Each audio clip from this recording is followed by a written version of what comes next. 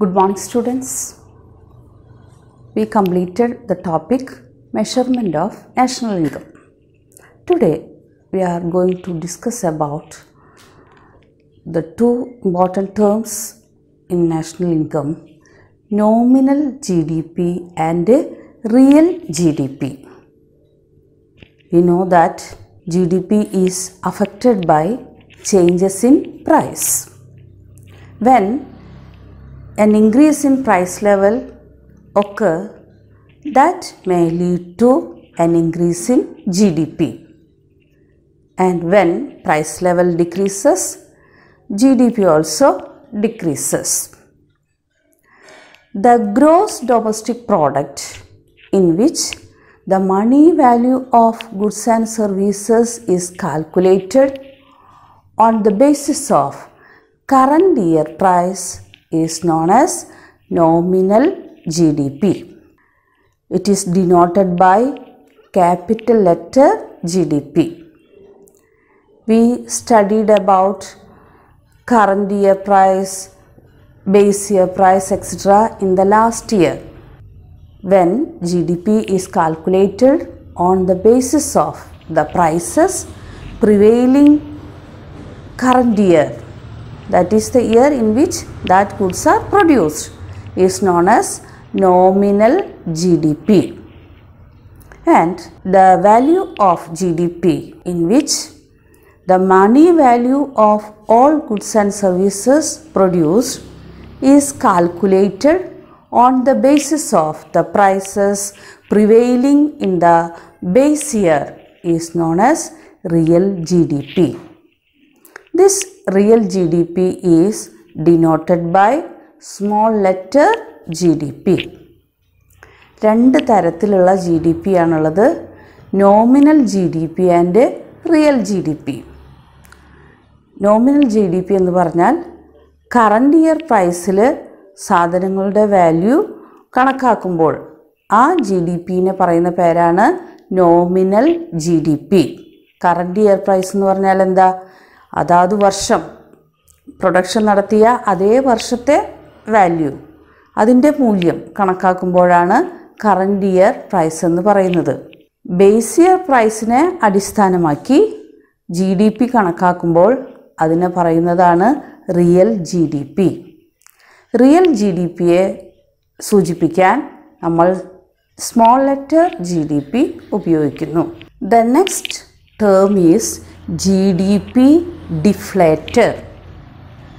GDP deflator gives us an idea of how the prices of goods and services moved from the base year to the current year. How the prices of goods changed from or moved from the base year to current year. Base ഇയറിൽ നിന്ന് current ഇയറിലേക്ക് പോകുമ്പോൾ സാധനങ്ങളുടെ വിലയിൽ എന്ത് വ്യത്യാസം വന്നു, വില കൂടുകയാണോ കുറയുകയാണോ ചെയ്തത് എന്ന് കണ്ടുപിടിക്കാൻ നമ്മൾ ഉപയോഗിക്കുന്നതാണ് GDP deflator. GDP deflator is a good index of measuring price level. Price ലെവലിൽ വന്ന ചേഞ്ചസ് മെഷർ ചെയ്യാൻ ഉപയോഗിക്കുന്ന നല്ലൊരു മെഷറിംഗ് റോഡാണ് GDP deflator. GDP deflator is calculated by writing the ratio of nominal GDP to real GDP. So GDP deflator is equal to the ratio of nominal GDP divided by real GDP. This GDP deflator is also presented in percentage form. Now to present this in percentage form, we can write the equation nominal GDP divided by real GDP into 100. GDP deflator changes or movement of prices from base year to current year. Next important topic is GDP and welfare. Can we treat GDP as an index of welfare? GDPയെ ജി ഡി പിയിൽ ഉണ്ടാകുന്ന വളർച്ച അത് welfare അളക്കാനുള്ള ഒരു മാനദണ്ഡമായി കണക്കാക്കാൻ സാധിക്കുമോ? Can we treat GDP as an index of welfare? The question is that, can we treat GDP as an index of welfare? GDPയെ ഒരു വെൽഫെയറിൻ്റെ ഒരു ഇൻഡെക്സായി കണക്കാക്കാൻ പറ്റുമോ? We know that GDP is considered as a measuring rod of economic growth and development. Increase in GDP means increase in economic growth. It shows the growth of economy. But GDP alone is not able to measure the welfare of the people. There can be situation where GDP growth does not measure the welfare of the people. There can be situations where an increase in GDP does not lead to increase in welfare. The following points may justify this statement. The first point is that GDP increases the inequality in the distribution of income and wealth. GDP increases the inequality. When GDP increases, that leads to inequality between rich and poor. We know that GDP may shows a large value when the income of a small group of people increases. In our country, we know that most of the people are very poor, but we have a few rich business persons. Their income increases the GDP of our country. Then the second point is that GDP and non-monetized exchanges. Several activities are not included in GDP calculation. For example, the work done by housewives are not included in national income calculation. So, GDP is not a good indicator of welfare. In several parts of the country, there exists barter exchange. These exchanges are not included in the calculation of GDP. So, several things are outside the framework of GDP. GDP calculationil പല കാര്യങ്ങളും ഉൾപ്പെടുത്തിയിട്ടില്ല. ഒരു house wife അവരുടെ വീട്ടിൽ ചെയ്യുന്ന ജോലികളുടെ മൂല്യം GDP കാൽക്കുലേഷനിൽ ഉൾക്കൊള്ളിച്ചിട്ടില്ല. കാരണം അതിന് പൈസ കൊടുക്കുന്നില്ല. അതുകൊണ്ട് ഹൗസ് വൈഫിൻ്റെ സേവനങ്ങൾ നാഷണൽ ഇൻകം കാൽക്കുലേഷനിൽ ഉൾപ്പെടുത്തിയിട്ടില്ല. അതുപോലെ തന്നെ ഇന്ത്യയുടെ പല ഭാഗത്തും ഇന്നും ബാർട്ടർ സമ്പ്രദായം, goods exchange of goods for goods, സാധനത്തിന് പകരം സാധനങ്ങൾ കൊടുക്കുന്ന സിസ്റ്റം നിലനിൽക്കുന്നു. അതിൻ്റെ വാല്യൂ ഒന്നും നാഷണൽ ഇൻകം കാൽക്കുലേഷനിൽ ഉൾക്കൊള്ളിച്ചിട്ടില്ല. അതുകൊണ്ട് GDP ഒരു സമഗ്രമായ കണക്ക് നമുക്ക് തരുന്നില്ല. The next important point is that GDP and harmful goods. Several harmful goods are produced in our country. For example, alcohol, cigarettes, etc.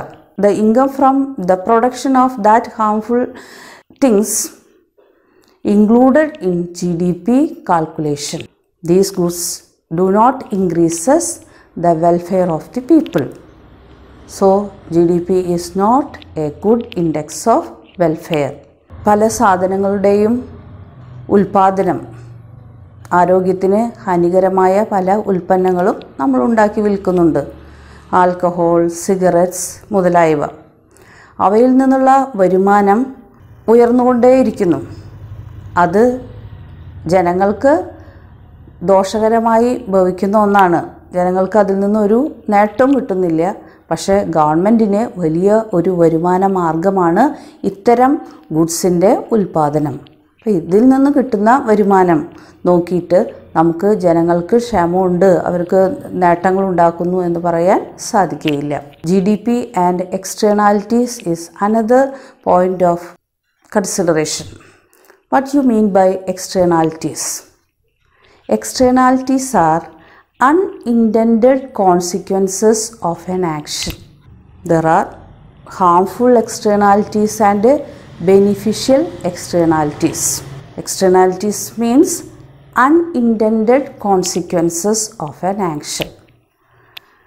നമ്മൾ പ്രതീക്ഷിക്കാത്ത പല സംഭവ വികാസങ്ങളും ഉണ്ടാകുന്നു. ഒരു ഗവൺമെൻറ്റിൻ്റെ ഒരു പ്രവർത്തന ഫലമായി അതിൽ നിന്ന് നല്ല നേട്ടങ്ങളും അതുപോലെ കോട്ടങ്ങളും സംഭവിക്കാറുണ്ട്.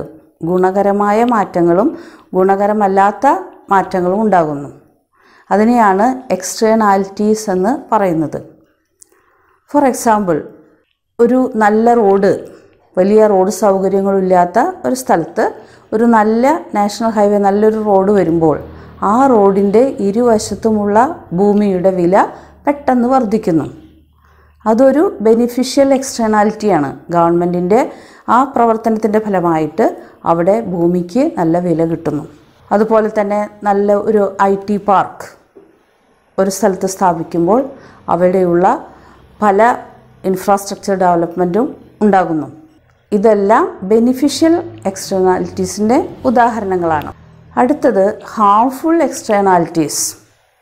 നമുക്കറിയാം, വളരെയധികം മലിനീകരണം ഉണ്ടാക്കുന്ന ഒരു ഫാക്ടറി ഒരു ഗ്രാമത്തിൽ സ്ഥാപിക്കുമ്പോൾ അവിടുത്തെ വായു മലിനമാകുന്നു, ജലം മലിനമാകുന്നു, അവിടുത്തെ ജനങ്ങൾക്ക് പല വിധത്തിലുള്ള അസുഖങ്ങളും പിടിപെടുന്നു. അവിടെ GDP ഗ്രോത്ത് റേറ്റ് ഉണ്ടാകുന്നു, പ്രൊഡക്ഷൻ നടത്തുന്നു, ഇൻകം വർദ്ധിക്കുന്നു, എംപ്ലോയ്മെൻറ്റ് ഓപ്പർച്യൂണിറ്റീസ് ഒക്കെ കൂടുന്നുണ്ട്. പക്ഷേ അത് ഇൻഡയറക്റ്റായിട്ട് ജനങ്ങളെ ദോഷമായി ബാധിക്കുന്നു. അതാണ് harmful externalities. So we are not able to consider GDP as an index of welfare according to these points. Let's see in the next class. Thank you.